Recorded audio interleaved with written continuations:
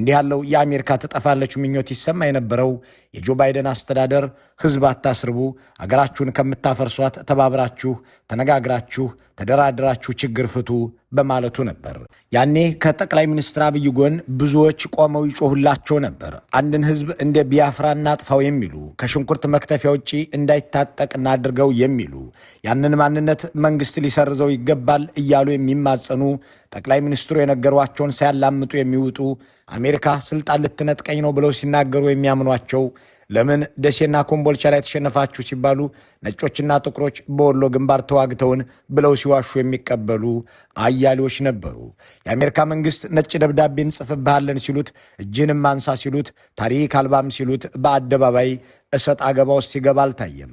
እንግዲያውስ የብልጽግና ሹም ወደ አሜሪካ ይገባም ብሎ ቪዛ ግን መከልከሉን ገለጸ።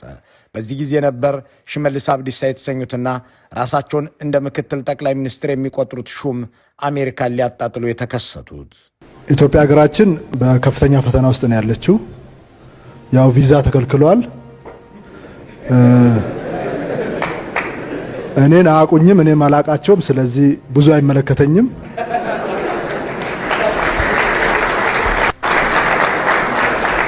ሞያሌና አድዋ ለመሄድ ቪዛ አስፈልገኝም።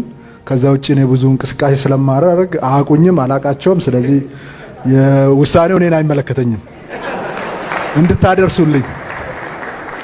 ከዛ በዘለለ ነቀዝ የበላው ስንዴ ነው የሚቀርብን፣ ቢቀርብን ይሻላል። ሽመልስ አብዲሳ ንግግራቸውን ሲጀምሩ አገራችን ፈተና ውስጥ ነች ብለው ነበር። ፈተናውም የባለስልጣኖቿ ቪዛ መከልከል ነው። ያጣለማኝ ተሳድቦ እንደሚሄደው ሁሉ አቶ ሽመልስም አሜሪካን ነቀዝ የበላው ስንዴ የምትልክ ብለው ከዘለፉ በኋላ ቪዛ ክልከላው እሳቸውን እንደማይመለከት ተናግረዋል። በዲፕሎማሲ ዓለም ሪስፕሮሲቲ ወይም እርስ በርስ መተባበር የሚባል መርህ አለ። አንዲት ሀገር ከሌላ ሀገር የምታገኘውን እርዳታ እያጣጣለች እርዳታውን መቀጠል አትችልም። እንዲህ አይነት ንግግር የሁለቱን ሀገራት የቆየ ግንኙነት የሚንድ፣ በለጋሹ ሀገር ህዝብና ግብር ከፋይ ዘንድ ጥላቻን የሚፈጥርና ሀገሪቱን በዓለም አቀፍ መድረክ ባለጌ ወይም ሩግ ስቴት አስመስሎ የሚያስፈርጅ ነው። አብዛኛውን ጊዜ አምባገነን መሪዎች እንዲህ ያለውን የትዕቢት ተግባር የሚጠቀሙት በሀገር ውስጥ ያለውን ደጋፊያቸውን ለማስጨብጨብና አሜሪካ አታስፈራንም የሚል ምስል ለመፍጠር ነው። ሽመልስ አብዲሳም ያንኑ አድርገዋል። ይሁን እንጂ እሳቸው በዚህ በዶናልድ ትራምፕ ዘመን ይህንን አልተናገሩትም። እንደ ሽመልስ አብዲሳ የአሜሪካን እሴትና ክብር ሲዘልፉ የሚደመጡት ኒኮላስ ማዱሮ ግን አሁን በኒውዮርክ እስር ቤት ናቸው።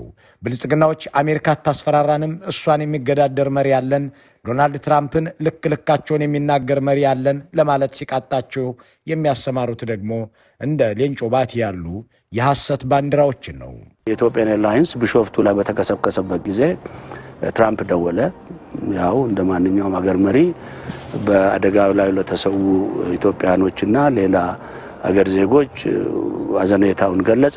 ከዛም በኋላ ቀጥሎ ያለው ብላክ ቦክሱ ላክ ነው ለዶክተር አብይ እና ከዶክተር አብይ ሳቅ ነው መጀመሪያ መልሱ ሳቅ ነው እና ብላክ ቦክሱን ዶክተር አብይ ወደ አሜሪካ አላከም። ብዙ ጊዜ ነው ደውሏል ትራምፕ እና እኔ ለእናንተ ለኢትዮጵያ አስቤ ነው እና በሚሳኤል በአውሮፕላን በተለያየ መንገድ ሊመቷችሁ ነው፣ ያንን ለማስቀረት ነው የምደውለው አለ እና ዶክተር አብይ የሰጠው መልስ ከማን አገር መሪ ጋር እየተነጋገርክ እንደሆነ ታውቃለህ ወይ ነው ያለው።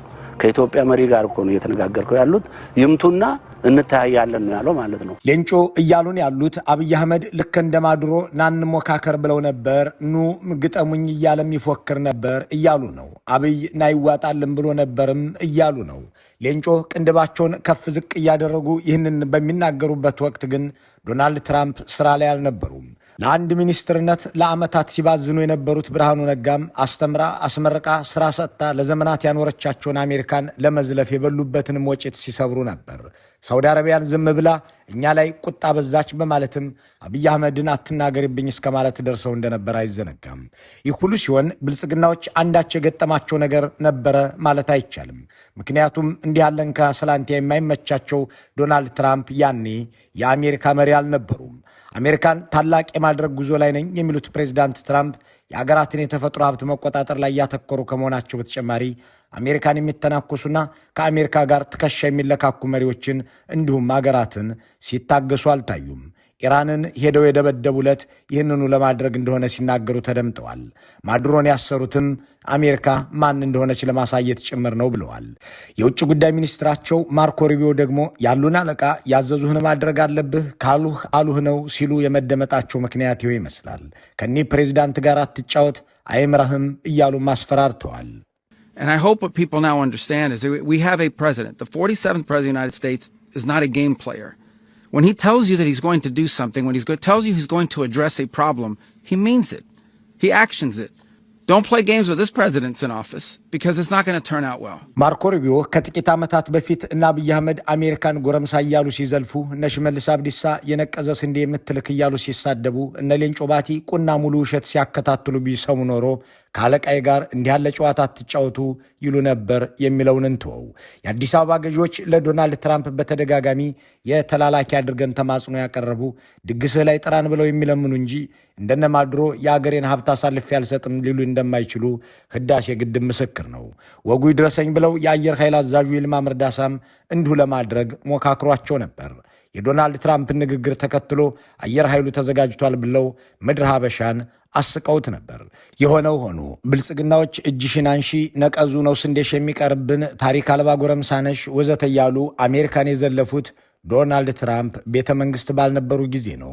ጠቅላይ ሚኒስትር አብይ ከብዙ ጸረ አሜሪካ ዘለፋና ንግግር በኋላ የቀራቸው ነገር በደህናው ዘመን በያኔው የትዊተር ገጽ በአሁኑ ኤክስ ላይ ፎሎ ያደርጓቸው የነበሩትን የአሜሪካ ፕሬዚዳንቶችና ፖለቲከኞች አንፎሎ ማድረግ ነበርና ይህንኑ አደረጉ።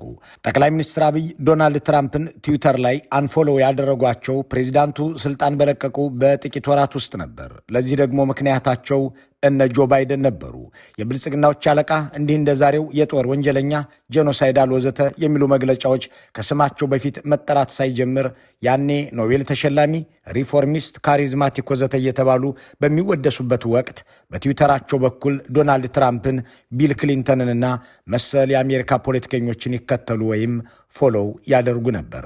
ሆኖም በ2020 ምርጫ ትራምፕ በሚሸነፉበት ዕለት አብይ ከኢሳያስ አፈወርቂ ጋር ሆነው በአገራቸው ሕዝብ ቅርስና ታሪክ ላይ የከፈቱት ታሪካዊ ጦርነትና ሰብአዊ ጭካኔ አስወገዛቸው። ዓለም ሁሉ የኖቤል ሰላም ሎሬቱ ጦራቸውን አዘመቱ እያለ ይጮህባቸው ጀመር። በጸጥታው ምክር ቤት ውስጥ በነጋ ቁጥር ዋና መነጋገሪያ ኢትዮጵያና አብይ ሆኑ። ሚዲያው፣ ፖለቲከኛው፣ ዲፕሎማቱ አንድን ህዝብ ወደ ኋላ 100 ዓመት መመለስ አሊያም ከምድረ ገጽ የማጥፋት ተልዕኮ ያላቸው መሪ አድርጎ ይናገር ጀመር።